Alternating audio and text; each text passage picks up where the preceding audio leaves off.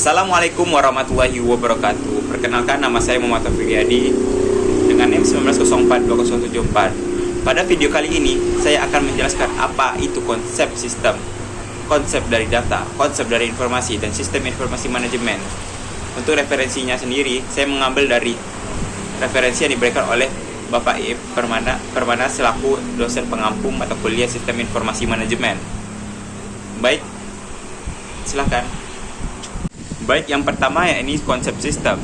Sistem merupakan suatu kumpulan atau himpunan yang saling berinteraksi dan saling bergantung satu sama lain. Yang pertama, sebagai contoh, sistem pencernaan, di mana sistem pencernaan manusia dimulai dari mulut, kemudian ke tenggorokan, dan lalu akan masuk ke dalam dan disimpan oleh lambung dan akhirnya dikeluarkan oleh anus. Itu adalah konsep sistem.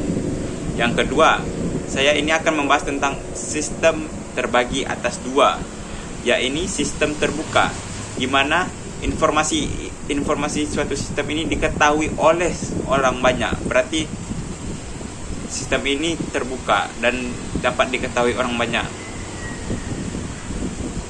Sebagai contoh, Undang-Undang Dasar. Undang-Undang Dasar di Indonesia ini pastilah diketahui oleh seluruh masyarakat Indonesia. Tidak ada yang tidak tahu. Yang kedua, sistem tertutup. Sistem tertutup merupakan suatu sistem yang hanya diketahui atau interaksinya hanya ada di dalam suatu lingkungan. Tidak semua orang mengetahui tentang sistem tertutup ini. Sebagai contoh, kas atau laba dari sebuah perusahaan.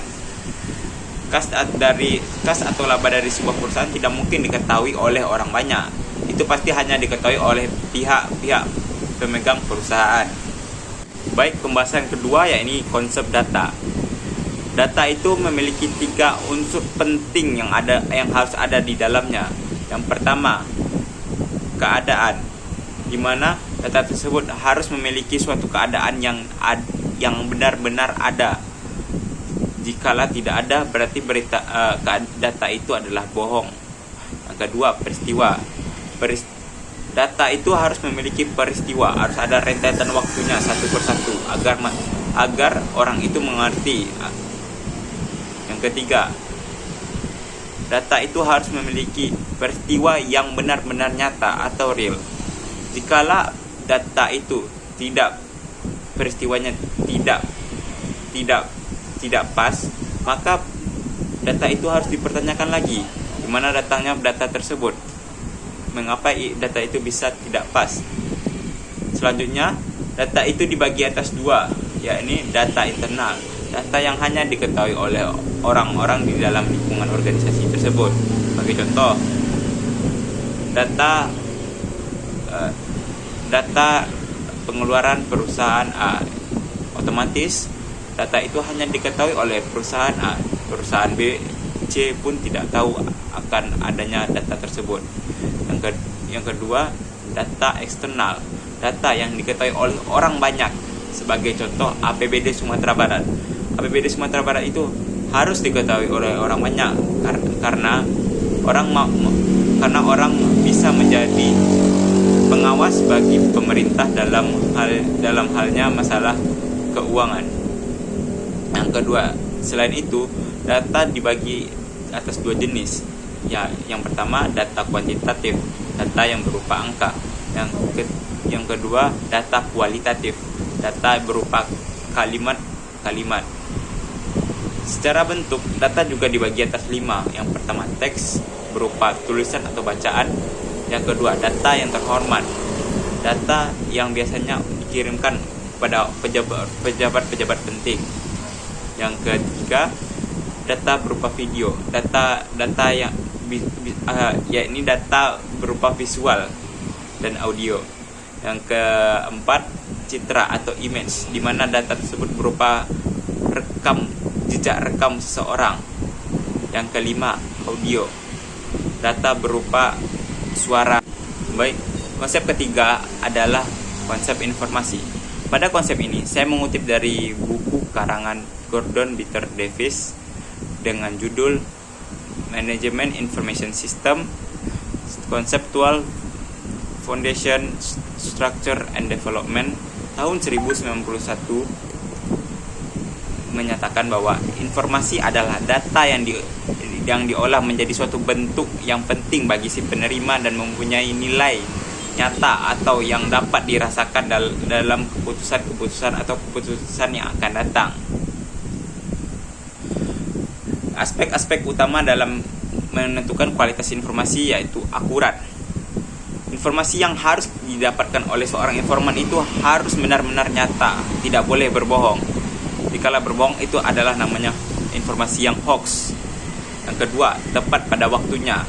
Tentu, informasi yang harus didapatkan oleh seorang informan tersebut harus benar-benar kejadiannya tepat pada waktunya. Untuk rentetan peristiwanya harus tepat. Yang ketiga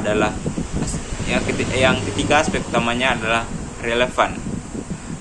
Relevan dimaksud ini adalah informasi yang didapatkan oleh seorang informan harus relevan dengan dirinya sendiri. Jikalau tidak, informasi itu dianggap oleh seorang informan hanya pengetahuan umumnya saja.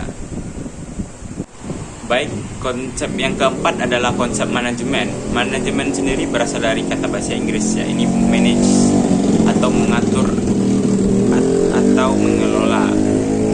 Jikalau kita simpulkan dari arti bahasa Inggris di atas, maka kita dapat simpulkan bahwasanya manajemen adalah mengatur atau mengelola sebuah pekerjaan agar terciptanya pekerjaan yang sangat efisien dan efektif agar tercapainya tujuan-tujuan dalam bekerja.